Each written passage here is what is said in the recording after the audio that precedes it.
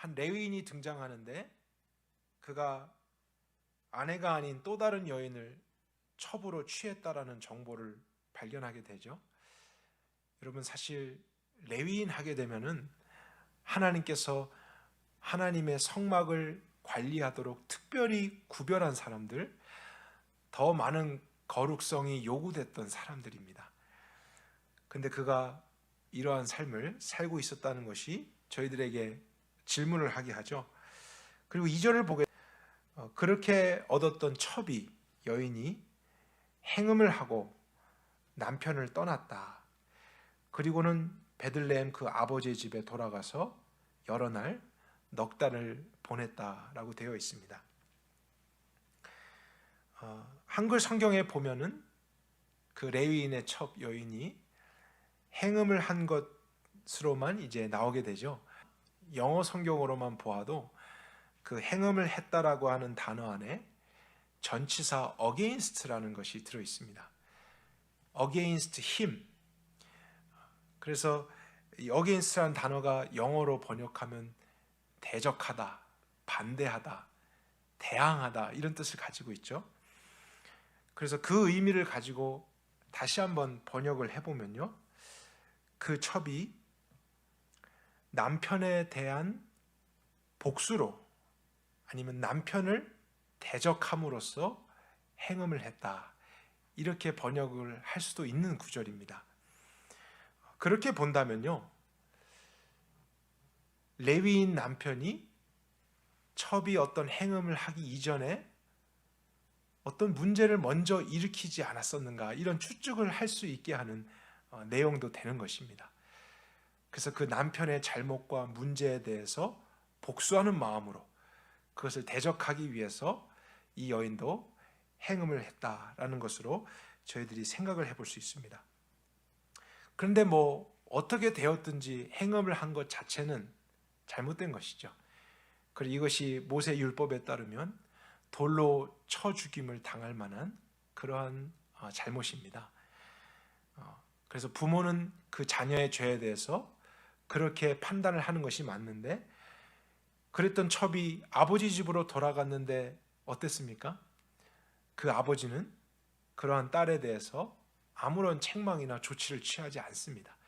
그냥 함께 잘 지내고 있죠. 그 사실도 참 이상합니다. 근데 4개월이 지난 후 3절에 그 남편이 일어나서 그 여인을 데려오고자 합니다. 어떻게 보면 떠난 첩과 화해하기 위해서인지 이제 먼저 그녀를 찾아가죠. 그래서 장인어른 집으로 가게 됩니다. 하인 하나와 낙이 가게 되죠. 그런데 그 가는 길이 하루 만에 도착할 수 있는 길이 아니었습니다. 그래서 쉴 곳을 찾다가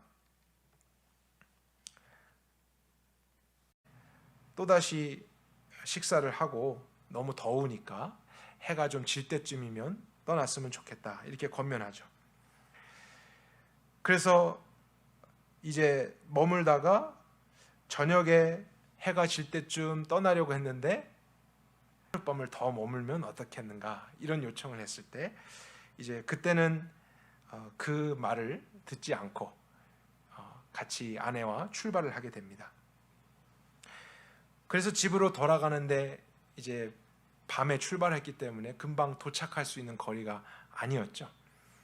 어쩔 수 없이 외박을 해야 되는 상황인데 그들이 길을 가다가 여부수라고 하는 곳에 가깝게 도착하게 됩니다.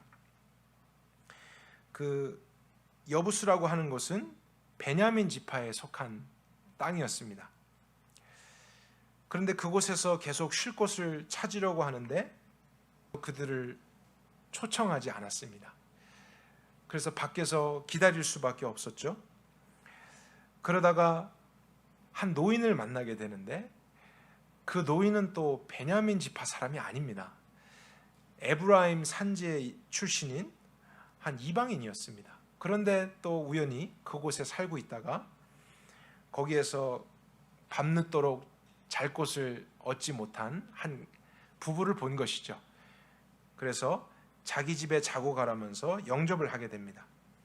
레위 사람은 그 노인의 호의를 받아서 흔쾌히 이제 그 집에 머물게 됩니다. 22절을 볼까요? 그들이 이제 노인 집에서 함께 먹고 마시면서 편안하게 쉬고 있었는데 그 성읍의 불량배들이 그 집을 에워쌉니다. 그리고 문을 두드리면서 집주인 노인에게 이야기를 하죠. 내 집에 들어온 사람들을 끌어내라. 우리가 그를 알리라 라고 이야기를 했습니다. 근데 여기서 우리가 그를 알리라고 했을 때 이 안다라고 하는 단어는 그냥 지식적으로 안다 이런 뜻이 아니라 성적인 관계를 의미하는 것입니다.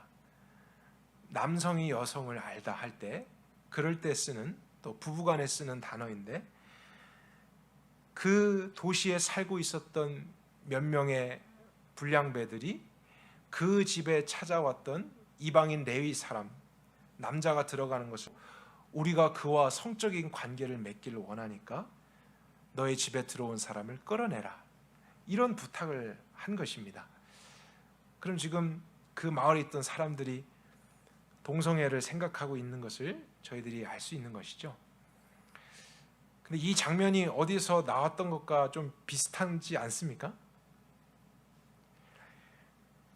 창세기에 하나님의 천사들이 롯을 찾기 위해서 소돔과 고모라에 들어갔잖아요. 근데 그들이 남성의 모습하고 있었습니다. 그래서 롯의 집에 초청을 받아서 들어갔을 때 그 마을 모든 사람들이 롯의 집을 에워싸면서 너희 집에 온 그 손님 남자들을 끌어내라, 우리가 그들과 성적인 관계를 하기를 원한다 했던 그런 장면과 지금 이 마을에서 일어나고 있는 장면이 너무나 비슷합니다. 그런데 노인은 그 레위인을 내어주기보다 자기의 딸을 대신 내어줄 테니 그만 돌아가라라는 말을 합니다. 이런 노인의 태도도 저희들이 참 이해하기가 어렵습니다. 근데 사람들이 계속 재촉하니까 레위인은 나중에 어떻게 했냐면 자신의 첩을 대신 내어줍니다. 그것이 25절인데요. 그러자 베냐민 사람들이 그녀를 밤새도록 강간하고 아침에 내어버리게 됩니다. 그리고 나서 그 첩은 아침에 집 앞에서 죽게 됩니다. 여러분, 지금 저희들이 다른 이야기 보고 있는 거 아니고 성경 읽고 있습니다. 근데 성경 안에 정말 기록되었다는 것이 믿어지지 않을 정도의 비도덕적이고 엽기적인 내용들, 그런 것이 있는 것을 확인하게 됩니다. 근데 사건이 여기서 끝나지 않아요. 28절에 보면 다음 날 레위인이 밖에 나와서 자기 첩에게 일어나자, 떠나가자 했는데 아무 대답이 없죠. 왜냐하면 이미 죽었기 때문이에요. 그런데 그 죽은 시체를 레위인이 가지고 자기 집으로 돌아갑니다. 그리고 29절에 보면 집에 가서 칼을 들고 그 죽은 여인을 12조각 토막을 냅니다. 정말 이런 것은 공포영화에서나 나올 법한 장면이죠. 12토막을 내서 이제 그것을 이스라엘 12지파에 하나씩 보냅니다. 그러니까 각 지파에서는 갑자기 사람의 신체 부위를 편지로 받아보게 되는 거예요. 그리고 나서 이제 그 상황을 듣게 되는 것이죠. 어떤 일이 있었는지 이제 이스라엘 전체가 알게 됩니다. 그래서 사람들은 분노하기 시작합니다. 그리고 기브아 사람들을 가서 심판하자 하는 의견이 모아집니다. 그래서 이스라엘 전체가 그런 짓을 했던 기브아 사람들을 심판하려고 했는데, 기브아는 베냐민 지파라고 그러지 않았습니까? 그래서 그런지 이제 베냐민 지파 사람들이 기브아 사람들의 편을 들어줍니다. 그래서 오히려 이스라엘 11지파와 함께 싸우려고 합니다. 근데 어쩔 수 없이 이제 이스라엘 전체는 기브아 사람만이 아닌 베냐민 지파 전체와 전쟁을 하게 되죠. 근데 이 전쟁을 할 때 20장 18절에 보면은 이스라엘 자손이 일어나서 베델에 올라가서 하나님께 물어보았다라고 되어 있습니다. 우리 중에 누가 먼저 올라가서 베냐민 사람과 싸워야 되겠습니까? 여러분, 근데 이런 장면도 이상하잖아요. 이스라엘 민족끼리 서로 죽이고 싸우고자 하는데 그것을 하나님께 물어보고 누가 먼저 올라가서 이렇게 공격해야 되겠습니까? 하나님께 이런 것을 물어봐야 된다고 생각하는 이스라엘도 참 이상하고, 그때 하나님이 유다가 먼저 갈지니라 이렇게 대답했다는 장면도 저희들이 상식적으로 잘 이해가 되지 않습니다. 근데 결국에는 이스라엘 전체가 나중에 나가서 싸우게 됐고 베냐민 사람들을 다 죽입니다. 마을을 불태우고 또 여자들 아이들 남길 것 없이 다 죽게 하고 결국 남자 600명만 남게 돼요. 그들이 한 곳에 모여 있게 됐고, 이제 이스라엘 11지파가 그때 맹세를 합니다. 이 베냐민 지파와 어느 지파도 결혼을 시키지 않을 것이다. 누구도 우리의 딸들을 그들에게 주면 안 된다. 이런 맹세를 합니다. 그래서 그들 베냐민 지파의 종족이 완전히 사라지도록 결의를 한 것이죠. 그리고 21장으로 가게 되는데 저희들 2절을 한번 같이 보겠습니다. 2절과 3절 한 목소리로 한번 읽어볼까요? 백성이 베델에 이르러 거기서 저녁까지 하나님 앞에 앉아서 큰 소리로 울며 말하되 여호와 이스라엘의 하나님이여, 오늘날 이스라엘 중에 어찌하여 이렇게 한 지파가 부족하게 되었나이까. 이상한 것은 그 일이 있은 지 얼마 지나지 않아서 이스라엘 백성이 후회하기 시작해요. 우리가 어떻게 같은 형제였던 한 지파를 이렇게 멸망시킬 수 있는가? 그러면서 그들을 다시 회복시켜야겠다라는 생각을 모으게 됩니다. 그들을 심판하고 죽이자고 할 때는 언제고, 또 이제는 이렇게 해서는 안 됐었는데 후회하면서 또다시 그들을 도와줘야겠다라는 생각을 하고 있는 것. 지금 모든 스토리 안에 우리가 이해할 수 없는 일들이 진행되고 있는 것을 발견하게 되죠. 그런데 문제는 이스라엘 백성들이 베냐민 지파 사람들에게 딸을 주지 않기로 맹세를 했잖아요. 그러니까 그 맹세 때문에 주저하게 됩니다. 그들을 도와줄 방법이 없는 것이죠. 근데 그러다가 야베스 길르앗 사람들이 베냐민과의 전쟁에 참여하지 않았었다라는 것을 알게 됩니다. 근데 그것이 왜 중요하냐면, 그럼 그 전쟁에 참여하지 않았었기 때문에 그들은 딸을 주지 않겠다라는 맹세를 할 수 없었던 것이죠. 그러면 그 사람들의 딸을 주게 되면은 맹세를 어기는 것이 되지 않기 때문에 우리가 그렇게 해야겠다라는 생각을 한 것입니다. 그래서 야베스 길르앗 사람들을 불러오는데 그들이 먼저 무엇을 했냐면 베냐민과의 전쟁에 먼저는 참여하지 않은 것에 대해서 심판을 합니다. 그래서 대부분의 사람을 또 죽입니다. 그런데 죽게는 하되 처녀 400년만은 그들이 살려서 이제 베냐민 지파의 아내로 내어줍니다. 그런데 베냐민 지파에 살아남은 사람이 남자 600명이었잖아요.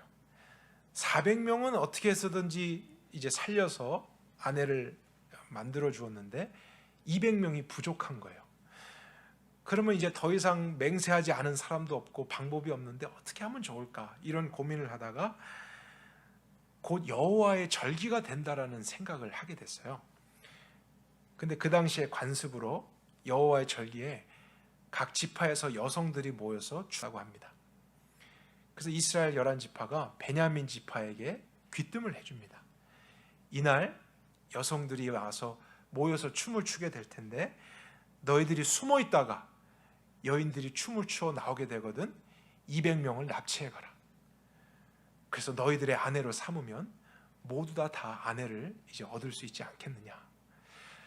그들은 그렇게 하면은 하나님에 대한 맹세를 어기는 것이 아니라는 생각과 또 그렇게 함으로써 불쌍한 베냐민 지파를 도울 수도 있다라는 이 두 가지를 충족할 가장 좋은 생각이라고 여겼어요. 근데 여러분들이 들으실 때는 어떠세요? 이게 너무 좋은 아이디어입니까? 이성적으로 이해가 되지 않는 것이죠. 그런데 베냐민 사람들은 그것을 또 옳게 여겨서 그렇게 합니다. 몰래 숨어 있다가 춤을 추는 여인들 200명을 납치해 와서 아내로 이제 구하게 돼서 결국에 레위 사람 첩으로 시작됐던 이스라엘 민족의 전쟁이 끝이 났다. 이것이 사사기 마지막의 내용입니다.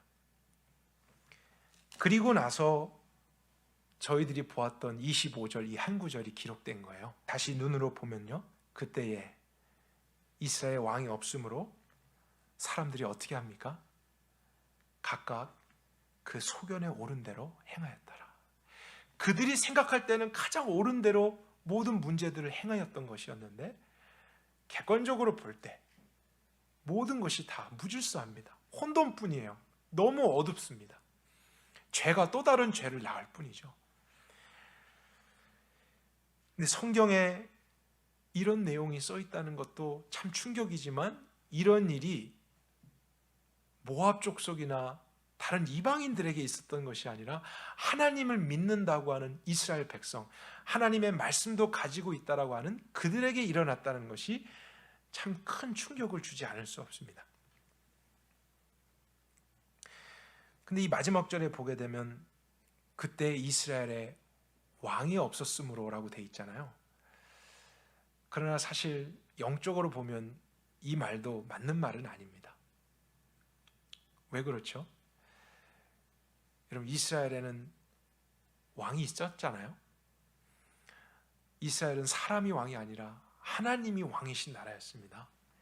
그래서 하나님의 말씀이 법이었고 그분을 기준으로 통치를 받으며 살아가는 태생 자체가 그런 민족이었습니다. 근데 그들은 하나님을 왕으로 인정하지 않은 거예요. 하나님의 말씀을 법으로 생각하지 않고 왕이 없다라고 생각하며 이제 자신의 생각과 판단이 법이 되어서 각자 하나님의 이름도 부르고 기도도 하고 여러 가지 일들을 결정하지만 전혀 하나님의 뜻과는 무관한, 이방인과 전혀 다를 것이 없는 죄악된 삶을 살아가고 있는 이스라엘 역사를 보게 됩니다.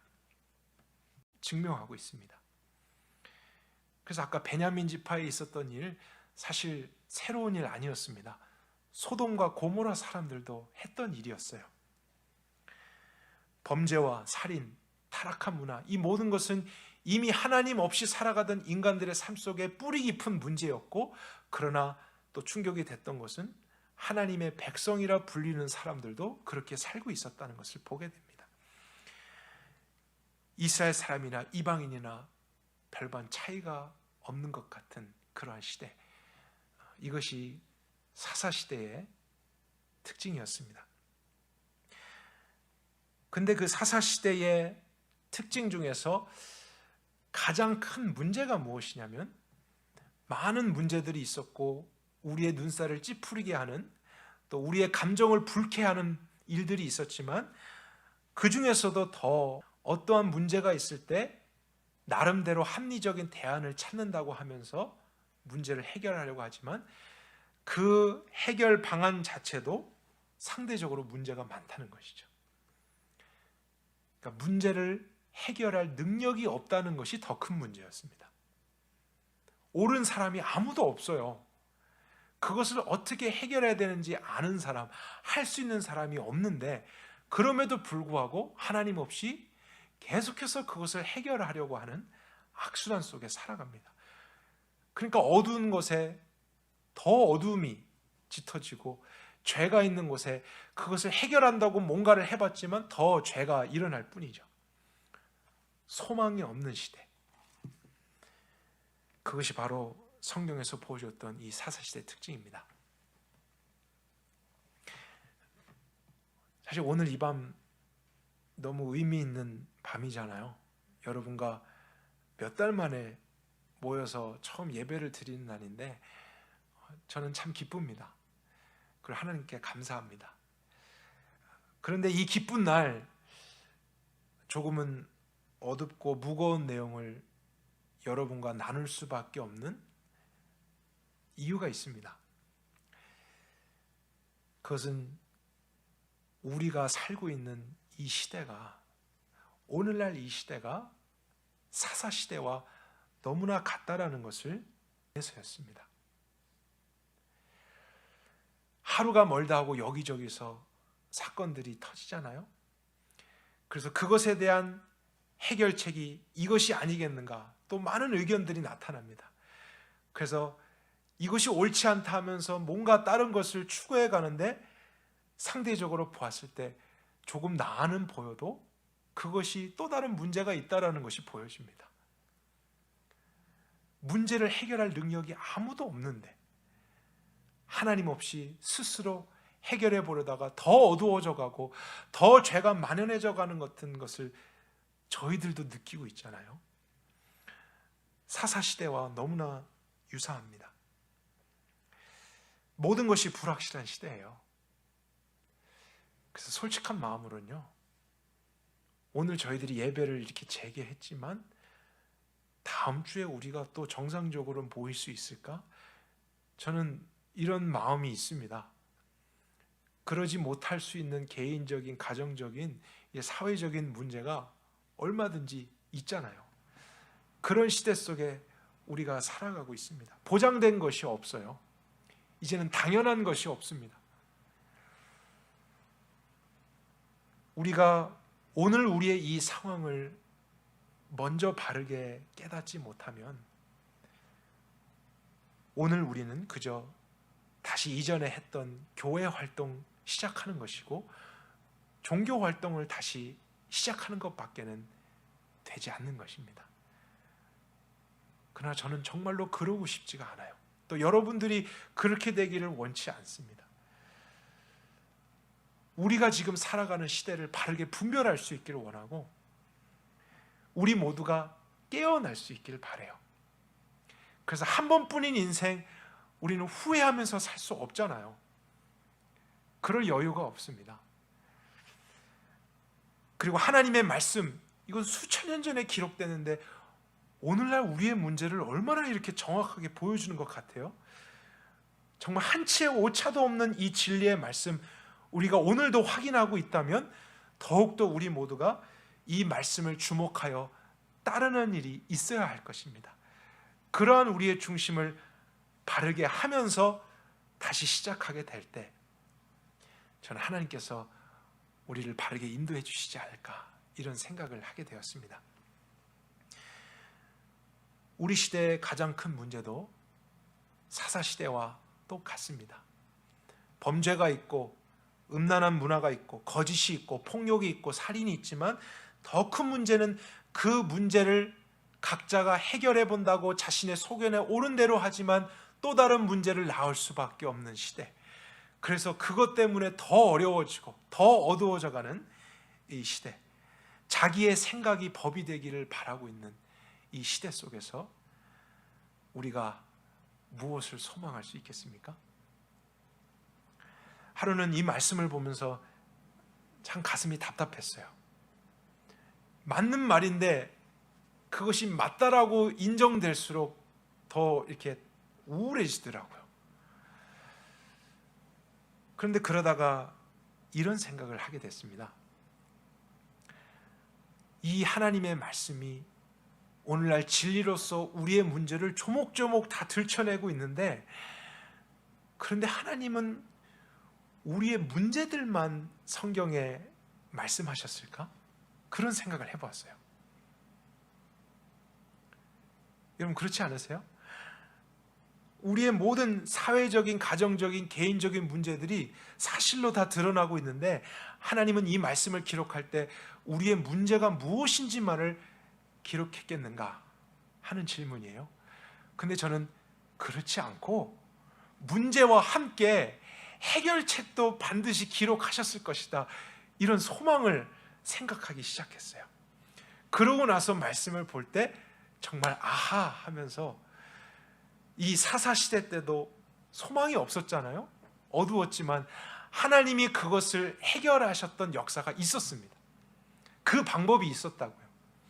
그래서 이스라엘은 자신의 소견에 옳은 대로 하다가 더 무너질 수밖에 없었지만 그런 하나님의 방법에 의해서 구원되었고 역사의 전환을 경험할 수 있었습니다. 그렇다면 오늘날 우리에게도 그것이 필요하겠다라는 생각을 했었던 것입니다. 우리가 경험하는 모든 문제, 진리에 드러났습니다. 빛 가운데 어둠이 다 드러났습니다. 그러나 하나님은 우리가 죄인이다, 문제가 있다, 이것을 지적해 주시려는 것만이 아니라 그럼에도 불구하고 하나님이 말씀하신 구원이 있고 거기에서부터 벗어날 방법이 있다는 것까지 발견하기를 원한다는 사실이죠. 그래서 먼저는 사사시대에 하나님이 어떻게 구원하셨는가, 이것을 이제 남은 시간에 생각해 보기를 원합니다. 21장 25절에 그렇게 각각 소견에 오른 대로 행하면서 어두웠다, 문제가 해결될 수 없다, 이렇게 결론이 되었는데, 이런 혼잡했던 시대가 한 사람에 의해서 종결된 것을 우리 성경에서 발견합니다. 그것은 기적입니다. 한 사람에 의해서 도저히 해결될 수 없었던 이 문제가 해결됐습니다. 그 사람의 이름이 사무엘이에요. 하나님의 말씀의 중심에 서서 그분의 뜻대로 순종하려고 했던 그가 세워짐으로 말미암아 이스라엘의 혼돈의 역사가 끝이 납니다. 질서가 잡히게 돼요. 그리고 하나님을 왕으로 다시 생각하면서 모든 문제로부터 벗어나게 됩니다. 다시 한번 거룩함을 회복하게 되고, 사무엘의 말, 그것이 곧 하나님의 말씀이었죠. 하나도 땅에 떨어짐 없이 성취되면서 이스라엘이 전쟁에서도 승리하고 하나님의 평안을 경험하게 되는 변화를 경험하게 됩니다. 그런데 여러분, 그 사무엘은 어느 날 갑자기 하늘에서 내려온 사람이 아니었어요. 그런 하나님의 구원의 통로가 됐던 이 사무엘은 아무 힘도 없고 이름도 없었던 한 여인에 의해서 잉태되었었습니다. 그리고 그녀를 통해서 출생되었던 한 아들이었습니다. 그녀의 이름이 한나잖아요. 그래서 사실 저는 오늘 사무엘이 아닌 이 한나에 대해서 여러분과 주목해 보길 바라요.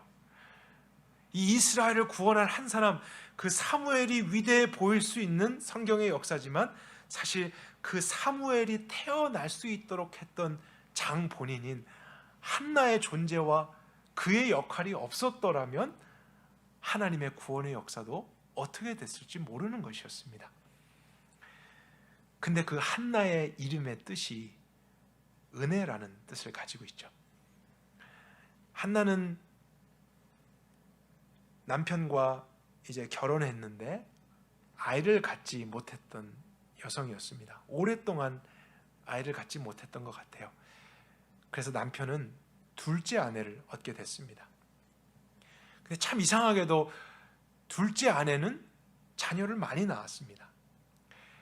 그러니까 아내로서, 여성으로서 그런 현실적인 문제 앞에 얼마나 수치스러움도 느끼고 또 어려움이 있었을까 하는 생각을 해봅니다. 그 문제에 대해서 좌절하고 인생을 포기하려고 하기보다 오히려 그것 때문에 하나님을 더 찾습니다. 그런 개인의 어려움 때문에 늘 하나님께 은밀하게 기도하며 신앙을 키워가던 한 여성이었어요. 그래서 절기 때마다 하나님께 제사를 드리는 것, 정성스럽게 준비해서 하나님을 예배하는 것을 잊지 않았는데 어느 날 문제가 발생하죠. 그 남편의 둘째 아내가 하나님께 제사를 드리러 가는 한나를 격동시키게 됩니다. 어떤 말로 격동시켰는지는 성경에 나오지 않지만 아마도 이런 내용이 아니었을까 싶어요. 너는 하나님을 그렇게 의지하고 하나님을 믿으며 살아가는 사람이지, 그런데 그 하나님이 너에게는 자녀 한 명도 안 주시는가 보다. 어떤 이런 식의 그의 신앙을 공격하는 말이나 행동을 했던 것 같습니다. 그래서 자신이 자녀가 없는 것, 삶에 문제가 있는 것, 이걸로는 무너지지 않겠는데 오히려 다른 사람을 통해서 하나님과의 관계를 공격당하고 그의 생명을 지켜주고 있었던 신앙이 공격당할 때 견딜 수가 없었던 거였어요. 그래서 그녀가 하나님께 기도합니다. 하나님, 정말 나에게 다른 공격은 참을 수 있어도 하나님에 대한 믿음이 공격당하는 것은 견딜 수 없습니다. 그러니 하나님에 대한 나의 신앙이 아무것도 아니라는 것에 대해서 하나님께서 증명해 주십시오. 그래서 하나님이 자녀를 주신다면 그것을 나에 대한 하나님의 응답으로 알고 그 자녀 주신 것 나는 다시 하나님께 드리겠습니다. 이런 서원의 기도를 합니다. 그러니까 여러분, 한나는 그냥 아이가 없었는데 어떻게든지 하나님께 때를 써서 아이를 얻어냈던 그런 사람이 아니에요. 그녀의 관심은 아이를 낳느냐 못 낳느냐는 그런 문제가 아니었습니다. 하나님과의 관계와 신앙이 문제였어요. 자신의 삶의 문제 가운데서도 그것을 이길 수 있게 하는 하나님의 은혜를 붙잡는 사람이었는데, 그것이 아무런 소용도 없고 무가치하다라고 여김받는 그러한 상황에서 하나님의 긍휼을 구했던 것이었어요. 하나님이 그것이 아니다라는 것을 확증시켜 주기를 바랬던 한 여인. 그래서 하나님은 그 여인의 기도를 들으사 아들을 허락해 줬던 것이죠. 그래서 정말 하나님 중심으로 삶의 문제 가운데서도 좌절할 수밖에 없는 상황에서도 하나님을 어떻게든지 구했던 이 한 사람 한나를 통해 하나님은 사무엘을 태어나게 하셨고요. 그리고 그 사무엘을 통해 시대적인 문제에서부터 이스라엘을 하나님이 구원해 가셨습니다. 우리가 이런 성경의 흐름을 읽을 줄 알아야 돼요. 이스라엘을 구원한 것은 사람들의 생각에 옳은 대로 돼서가 아니었고 결국에는 하나님이 하신 역사였어요. 하나님의 때에 하나님이 이루셨습니다. 엄청난 일이었습니다. 기적이었습니다.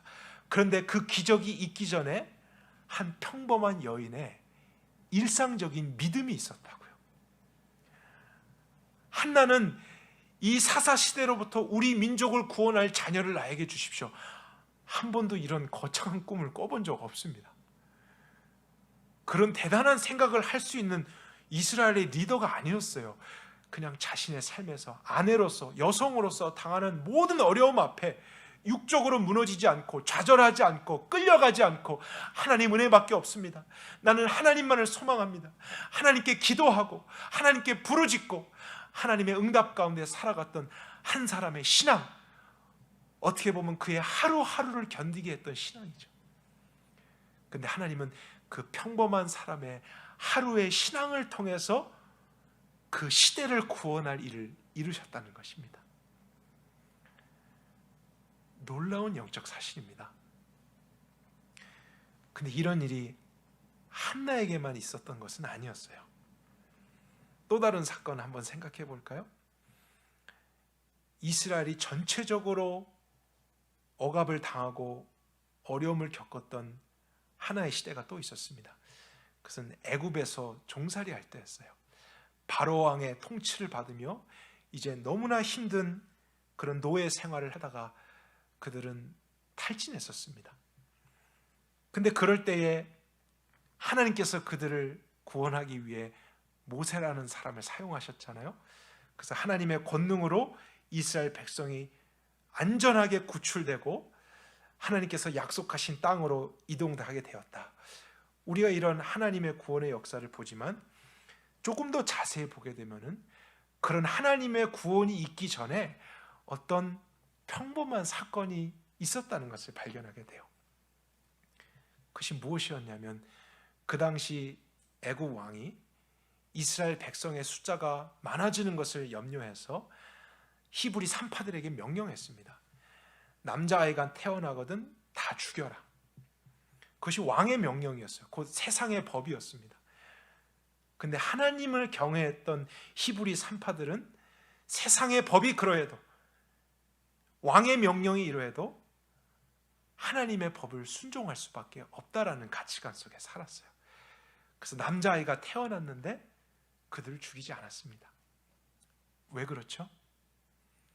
그것이 오늘 나의 직업 가운데 할 수 있는 하나님에 대한 순종이었기 때문이에요. 세상에 끌려가지 않고 그 권세 앞에서 내가 무릎 꿇지 않고 하나님을 믿는 자이기 때문에 여기에서 내가 할 수 있는 순종, 생명을 지키는 것이다. 오늘 하루를 구별하면서 거룩하게 사는 것이다. 다른 산파들은 어떻게 했는지 모르겠습니다. 그러나 하나님을 경외했던 그들은 그들의 직업에서 그러한 믿음에 순종을 했죠. 그들이 한 것은 그것뿐이었어요. 우리가 이렇게 함으로써 모세라고 하는 인물이 태어나서 그가 우리 민족을 구원할 거야, 이런 거창한 꿈을 그들은 한 번도 꿔본 적 없어요. 그들이 그런 특별한 계획을 세워서 비범한 일을 했던 것이 아닙니다. 그들이 할 수 있었던 것은 오늘 자신의 삶의 영역에서 하나님의 말씀에 대한 순종이었고 하나님을 경외하는 믿음을 지켜갔던 것뿐이었어요. 그런데 그런 평범한 여인들을 통해서 하나님께서 시대를 바꾸는 역사를 이루셨던 것입니다. 여러분, 제가 무엇을 나누려고 하는지 이제 좀 이해가 되십니까? 저는 오늘날도 마찬가지라 생각해요. 하는 것을 깨닫지 않습니까? 그런 모습이 보이죠. 그럴 때 우리 자신이든지 많은 사람들은 이 시대적인 문제와 사회적인 큰 일을 바꿔볼 어떤 대단한 변화를 시도하려고 합니다. 그러한 의를 굉장하게 추구해 가려고 합니다. 우리 그것이 필요하잖아요. 어떤 개혁과 변화가 다급한 시대에 있습니다. 그런데 그것이 사실이면 사실일수록 우리는 그 문제에 대해서 성경이 답변해 준 길로 가야만 한다는 거예요. 우리 그리스도인들은 그런 시대적인 변화와 하나님의 큰 구원이 필요할수록 오늘 나의 삶의 자리에서 나의 역할과 책임을 믿음으로써 감당하는 평범한 순종이 필요한 거예요. 그 큰 일과 위대한 일, 대단한 일은 하나님이 하십니다. 하나님이 정말 이루셨던 역사였어요. 그러나 그런 놀라운 일이 있기 전에 항상 무슨 일이 있었냐면 일상적으로 자신의 삶의 자리에서, 가정에서, 직업에서 하나님을 경외했던 한두 사람이 있었던 거예요.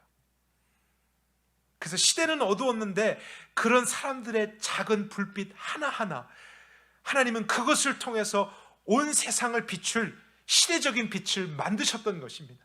하나님은 오늘도 그렇게 역사하십니다. 여러분의 요구되는 것, 이것 하나입니다. 여러분이 남편으로서, 아내로서, 아들로서, 딸로서, 사위로서, 며느리로서, 또 교회 멤버로서, 이웃으로서 오늘 여러분이 해야 될 그 책임과 역할에 믿음으로 순종하는 거예요. 그것이 큰 거 아닐 수 있습니다. 그러나 거기에서 넘어지지 말고 실패하지 말고 하나님을 경외함으로 오늘 한 번의 순종을 이루는 것, 그 하나하나씩 볼 때는 작은 것 같지요. 그러나 하나님의 경륜으로 볼 때는 그것이 결코 작은 것이 아닙니다. 왜냐하면 그것을 통해서 역사하실 하나님의 역사는 크기 때문이죠. 우리 그리스도인들은 이러한 가치관으로 살아야 됩니다. 그래야 우리는 어지러움 속에, 혼돈 속에 빨려 들어가지 않아요. 오히려 어둠이 깊어질수록 하나의 불빛이 너무나 소중한 시대예요. 여러분의 가정에 지금 그것이 필요하다고요. 여러분이 일하는 곳에서 여러분 한 사람이 다르게 살려고 하고 믿음으로 살려고 하고 육적으로 반응하지 않고 하나님의 은혜를 목말라 하며 기도하는 것이 필요하다고요. 대단한 기도 아니어도 좋습니다. 여러분의 개인의 문제만을 위해서라도 하나님을 의지하고 하나님 중심으로 서려고 하는 그런 신앙이 여러분 한 사람 한 사람에게 서게 될 때 하나님은 그러한 평범한 인생들을 통해서 하나님의 비범한 일들을 이루실 줄 믿습니다. 주님의 일, 주님이 하십니다. 오늘날 흑인과 백인의 갈등 누가 해결할 수 있겠어요? 보수와 진보의 갈등 누가 해결할 수 있겠어요? 여러분, 누가 정말 더 옳습니까? 우리는 어느 길로 가야 되겠습니까? 전 코로나 문제도 오늘 생각해 볼 때 참 이런 생각이 들었어요. 우리가 마스크를 써야 되는가, 벗어야 되는가, 이 자체가 너무 지금 혼돈스러운 시대에 살고 있잖아요. 저희들이 모임을 중단했을 때보다 통계적으로는 더 악화됐습니다. 근데 더 많은 사람들은 마스크를 벗기로 결단했습니다. 너무 사사시대 같잖아요. 그 문제를 위해서 해결할 능력이 없는데 여기가 옳다면 우르르 치우치고 저기가 옳다면 우르르 치우치면서 자기의 소견대로 살아가는데 문제의 끝은 보이지 않습니다. 그러나 그렇다고 우리가 절망해야겠습니까? 그냥 비판만 하고 있을까요? 아닙니다. 여러분이 오늘 해야 될 순종을 하는 것입니다. 그 문제와 상관없어 보이는 여러분의 자리에서 믿음으로 사는 거예요. 구별되려고 하나님을 의지하는 거예요. 조용한 곳에 가서 기도하는 거예요. 하나님 앞에 눈물을 흘리고 하나님의 약속의 말씀을 기다리고 하나님을 의지하려고 할 때 아무것도 아닌 것 같지만 그것이 바로 이 시대를 구원하는 길인 줄 믿습니다. 그 한 사람이 필요한 시대, 지금 이곳에 오신 여러분만이라도 그 삶의 원리를 회복한다면 이 시대는 소망이 있습니다. 하나님께서 그렇게 하시길 원합니다. 우리 모두가 우리를 부르신 그 평범한 자리에서 오늘도 하나님을 향한 믿음을 드리실 수 있길 바랍니다. 하나님께서 하실 것입니다. 같이 기도하겠습니다. 하나님, 오늘도 우리의 삶 속에 많은 문제와 상황은 지속되고 있습니다. 저희들도 모든 것이 종료되고 잘 되었기 때문에 다시 모인 것은 아니었습니다. 여전히 저희들은 조심해야 하고 또 지혜로워야 함을 깨닫습니다. 그러나 오늘 다시 한번 우리가 사는 시대를 분별할 수 있도록 진리를 비추어 주셨고 문제들을 해결할 하나님의 방법을 알게 하시니 감사합니다. 우리만이라도 이 진리가 수천 년 전이나 오늘도 변치 않은 진리임을 인정하는 가운데 이 말씀을 따라 걸어가게 하여 주옵소서. 하나님께서 반드시 해결하시고 구원하실 것입니다. 그렇게 행하실 하나님 한 분만을 신뢰하며 예수 그리스도 이름으로 기도했습니다. 아멘. 우리 함께 일어나셔서 찬송가 397장 찬양하겠습니다.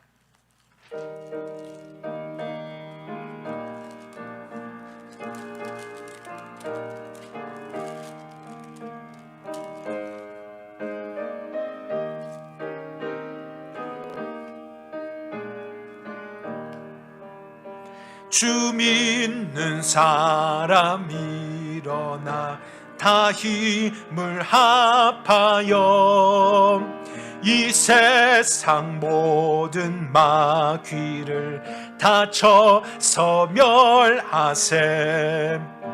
저 앞에 오는 적군을 다 싸워 이겨라. 주 예수 믿는 힘으로 온 세상 이기네. 믿음이 이기네. 믿음이 이기네. 믿음이 이기네. 주 예수를 믿음이 온 세상 이기네.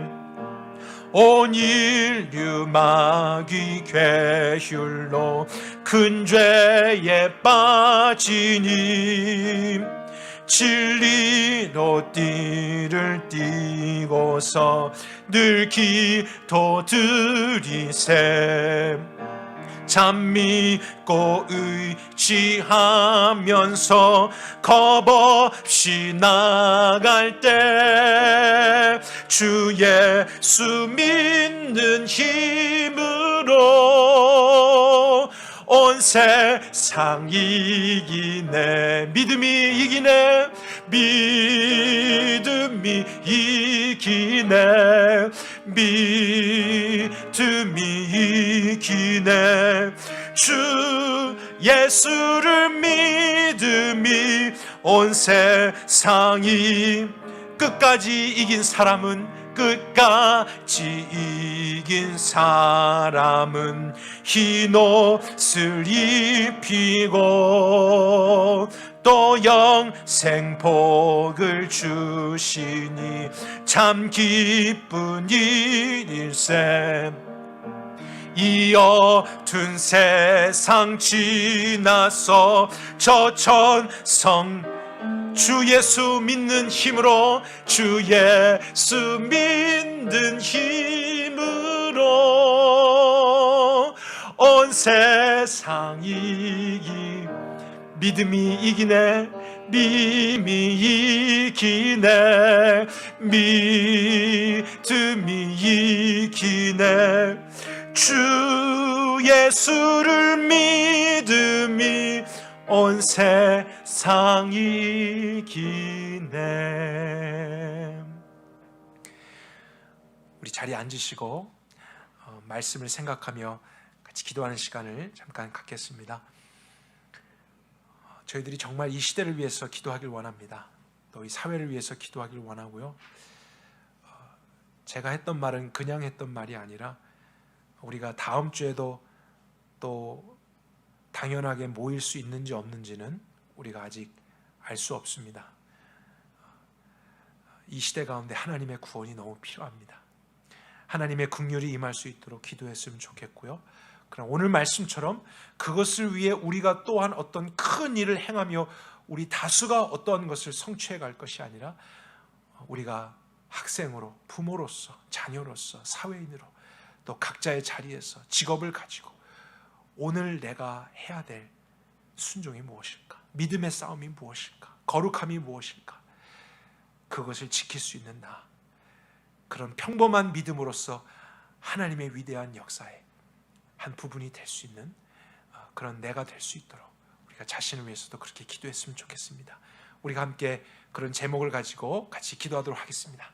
하나님, 저희들 같이 하나님의 역사, 이 시대적인 구원을 소원합니다. 하나님께서 우리의 긍휼이 되어주시고 우리의 자비가 되어 주옵소서. 하나님, 미국 하나만 봐도 지금 정치, 경제, 사회, 가정, 교육 어떠한 것으로 안전한 것이 없고 주님, 모든 것이 무질서합니다. 혼돈뿐입니다. 우리가 안정을 취할 수 없습니다. 코로나 문제도 그렇습니다. 건강도 우리에게도 어떤 일이랄지 모릅니다. 그러나 하나님, 이때 우리는 두려워만 하고 또 서로를 비판하고 어떤 문제를 우리가 스스로 해결해 보려고 하는 그런 큰 노력이 아니라 오히려 작은 순종, 오늘의 순종, 나의 믿음을 주께 드리는 것, 하나님의 은혜를 의지해 가는 것, 이런 우리의 신앙이 필요한 줄 믿습니다. 하나님, 우리 가정 안에서 그런 작은 움직임이 있게 없어서 이것이 세상을 향한 우리의 외침이라는 것을 알게 하여 주옵소서. 이것이 하나님의 손에 사용되어서 이 세상을 구원하는 하나님의 도구들이 된다는 걸 알게 하여 주옵소서. 하나님, 저도 목회자로서 오늘 선한침례교회 어떻게 섬기고 어떻게 이들을 진리 가운데 인도할까, 이 고민이 우선돼야지.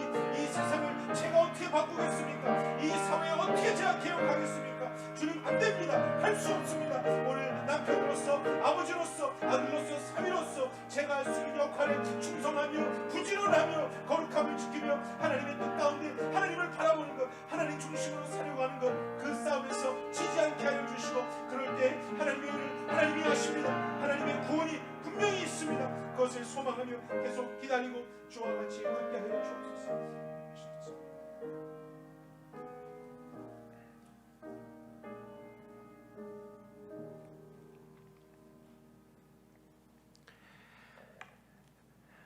하나님, 다시 한번 기도합니다. 오늘 우리가 이 자리에 모일 수 있었던 것 당연한 것이 아니라 하나님의 큰 긍휼이고 자비라는 것을 생각합니다.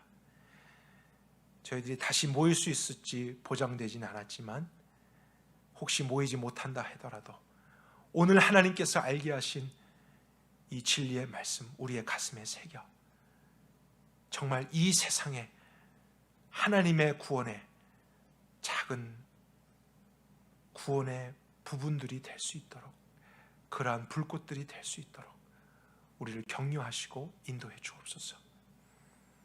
하나님의 일을 하나님이 하실 것을 신뢰하며 이 나라와 민족과 시대, 또 공동체를 주님께 올려드립니다. 이제는 우리 주 예수 그리스도의 은혜와 하나님 아버지의 크신 사랑과 성령 하나님의 역사가 이 말씀을 듣고 각자의 자리에서 한나처럼, 산파들처럼 작은 순종으로서 하나님의 구원의 도구가 되기를 원하는 사랑하는 형제 자매들의 가정과 그들이 하는 모든 일 가운데, 이 공동체와 시대 가운데 지금부터 영원토록 함께 하시옵기를 간절히 축원하옵나이다. 아멘.